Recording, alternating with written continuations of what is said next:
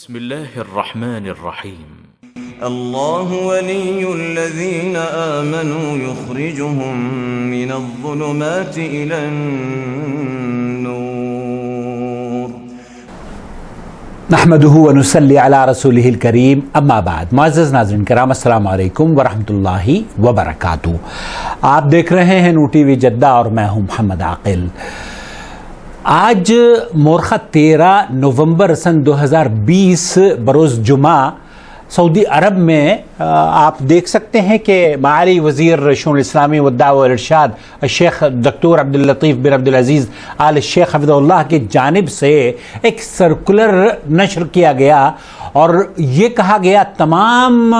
جتنے بھی سعودی عرب میں مساجد ہیں اور خطبے جن مساجد میں ہوتے ہیں، یہ انسٹرکشنز دی گئی کہ اخوان المسلمین جو تنظیم ہے اس کے بارے میں لوگوں کو متنبہ کیا جائے.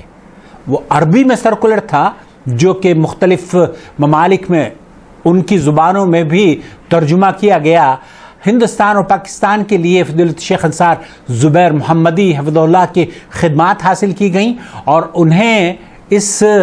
ترجمے کے لیے کہا، اللہ رب العالمین ان کو جزائے خیر عطا فرمائے. انہوں نے جو ترجمہ پیش کیا ہے اس سرکولر کا جو بہت اہم ہے، اور میں سمجھتا ہوں کہ ہمارے اپنے جو اردو دا طبقہ ہے ان تک بھی یہ پیغام پہنچنا بے حد ضروری ہے، کیونکہ سعودی عرب میں وقتاً فوقتاً وہ تنظیمیں جو کہ دہشت گرد عملیات یا دہشت گرد ایکٹیویٹیز سے میں ملوث رہتی ہیں، ان سے مسلمانوں کو آگاہ کیا جاتا رہا ہے. اور اللہ تعالیٰ اس بلد الحرمین کی ہر طرح سے حفاظت فرمائے اور شر و فتنوں سے اسے اور یہاں کے حکام کو اللہ رب العالمین بچائے رکھے، آمین یا رب العالمین. وہ سرکولر کیا ہے؟ اس میں لکھا گیا ہے کہ کبار علماء بورڈ سعودی عرب کا یہ بیان ہے، اخوان المسلمین ایک دہشت گرد تنظیم ہے، جس میں کہا گیا ہے الحمدللہ رب العالمین والصلاة والسلام علی عبدہ ورسولہ الامین. اما بعد، اللہ تعالیٰ نے ہمیں ہر قسم کے اختلاف اور فرقہ بندی سے منع کرتے ہوئے حق کی بنیاد پر اکٹھا ہونے کا حکم دیا ہے. اللہ رب العالمین کا فرمان ہے، ان الذین فرقوا دینہم كانوا شيعا ان الذين فرقوا دينهم وكانوا شيعا لست منهم في شيء انما امرهم الى الله ثم ينبئهم بما كانوا يفعلون. الانعام آیت نمبر 159. یہاں اللہ رب العالمین یہ فرما رہا ہے کہ بے شک جن لوگوں نے اپنے دین کو جدا جدا کر دیا اور گروہ گروہ بن گئے، آپ کا ان سے کوئی تعلق نہیں ہے، ان کا معاملہ اللہ کے حوالے ہے، پھر ان کو ان کا کیا ہوا جتلا دیں گے. اور بندوں کو صراط مستقیم کی پیروی کرنے کا حکم دیا گیا ہے اور سیدھے راستے سے پھیر دینے والی راہوں پر چلنے سے منع کیا گیا ہے. اللہ تعالیٰ کا فرمان ہے قرآن کریم میں سورہ انعام آیت نمبر 153 میں، وَأَنَّ هَذَا صِرَاطِي مُسْتَقِيمًا فَاتَّبِعُوهُ وَلَا تَتَّبِعُوا السُّبُلَ فَتَفَرَّقَ بِكُمْ عَنْ سَبِيلِهِ ذَلِكُمْ وَصَّاكُمْ بِهِ لَعَلَّكُمْ تَتَّقُونَ. اور یہ کہ یہ دین میرا راستہ ہے جو مستقیم ہے، سو تم اسی کی پیروی کرو. اور صراط مستقیم کی پیروی صرف کتاب اللہ و سنت رسول اللہ صلی اللہ علیہ وسلم پر گامزن رہنے ہی سے ہو سکتی ہے. اور راہ حق سے منحرف کر دینے والی راہیں جن پر چلنے سے منع کیا گیا ہے ان کی وضاحت صحیح احادیث میں وارد ہے. حضرت عبداللہ ابن مسعود رضی اللہ تعالیٰ عنہ سے حدیث مروی ہے، وہ بیان فرماتے ہیں کہ خط لنا رسول اللہ صلی اللہ علیہ وسلم خطاً، کہ اللہ کے رسول صلی اللہ علیہ وسلم نے اپنے ہاتھ سے ایک لکیر کھینچی اور پھر فرمایا یہ اللہ کا سیدھا راستہ ہے. پھر اس کے دائیں اور بائیں جانب لکیریں کھینچی اور فرمایا ان راہوں پر شیطان بیٹھا ہوتا ہے جو اپنی طرف بلاتا ہے. پھر آپ نے اس آیت کریمہ کی تلاوت فرمائی، وَأَنَّ هَذَا صِرَاطِي مُسْتَقِيمًا فَاتَّبِعُوهُ، اور یہ کہ یہ دین میرا راستہ ہے جو مستقیم ہے، تم اسی کی پیروی کرو اور دوسری راہوں کی پیروی نہ کرو ورنہ وہ تم کو اللہ کی راہ سے جدا کر دیں گی۔ اس حدیث کو مسند احمد میں نقل کیا گیا ہے۔ صحابی جلیل حضرت عبداللہ ابن عباس رضی اللہ تعالی عنہما اللہ تعالیٰ کے فرمان فاتبعوہ کے بارے میں فرماتے ہیں کہ یہ آیت اور انقیم الدین، دین قائم کرو، فرقوں میں نہ بٹ جاؤ، میں اللہ رب العالمین نے اہل ایمان کو اختلاف اور فرقہ بندی سے منع کرتے ہوئے جماعت کو لازم پکڑنے کا حکم دیا ہے، اور پھر اس بات کی خبر دی ہے کہ تم سے پہلے لوگ اللہ کے دین میں جھگڑنے کی وجہ سے ہلاک ہو گئے، اور اللہ کی کتاب اور اس کے نبی کی سنت سے چمٹے رہنا اللہ کی رضا مندی کا سبب ہے۔ اور تمسک بالکتاب والسنہ، مسلمانوں کی اجتماعیت، ان کی صفوں میں اتحاد اور ہر قسم کی شر اور فتنوں سے بچاؤ کی بنیادی جڑ یہی ہے۔ اللہ تعالیٰ قرآن کریم میں فرماتا ہے وَاعْتَصِمُوا بِحَبْلِ اللَّهِ جَمِيعًا وَلَا تَفَرَّقُوا وَاذْكُرُوا نِعْمَةَ اللَّهِ عَلَيْكُمْ إِذْ كُنْتُمْ أَعْدَاءً فَأَلَّفَ بَيْنَ قُلُوبِكُمْ فَأَصْبَحْتُمْ بِنِعْمَتِهِ إِخْوَانًا وَكُنْتُمْ عَلَى شَفَا حُفْرَةٍ مِّنَ النَّارِ فَأَنْقَذَكُم مِّنْهَا كَذَلِكَ يُبَيِّنُ اللَّهُ لَكُمْ آيَاتِهِ لَعَلَّكُمْ تہتدون۔ آل عمران آیت نمبر 103۔ اور تم سب اللہ کی رسی کو مل کر مضبوطی سے تھام لو اور پھوٹ نہ ڈالو، اور تم اللہ کی اس وقت کی نعمت کو یاد کرو جب تم ایک دوسرے کے دشمن تھے تو اس نے تمہارے دلوں میں الفت ڈال دی، پھر تم اس کی مہربانی سے آپس میں بھائی بھائی ہو گئے، اور تم الگ الگ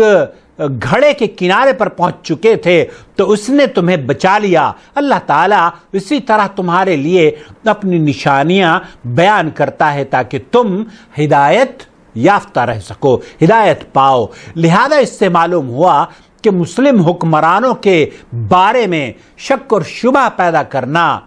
یا منحرف افکار کے ذریعے اتحاد باہمی کو سبوتاژ کرنا یا بیت و تنظیم والے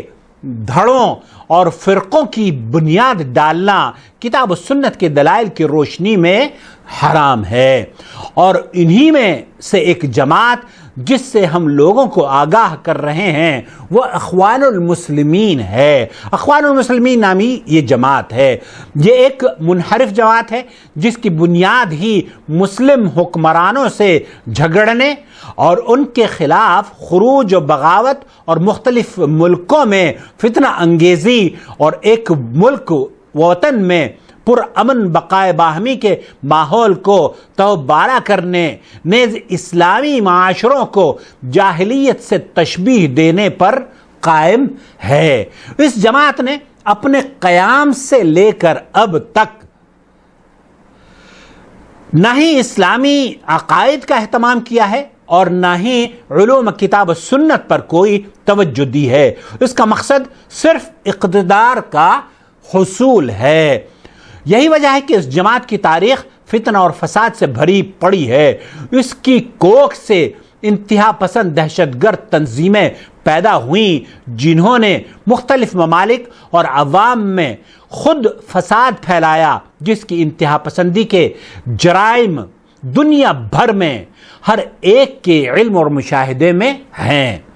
مذکورہ باتوں سے واضح ہوا کہ اخوان المسلمین ایک دہشت گرد تنظیم ہے جو اسلامی منہج کی نمائندگی نہیں کرتی ہے بلکہ اپنے فرقہ پرستانہ مقاصد کے پیچھے چلتی ہے، جو دین حنیف کی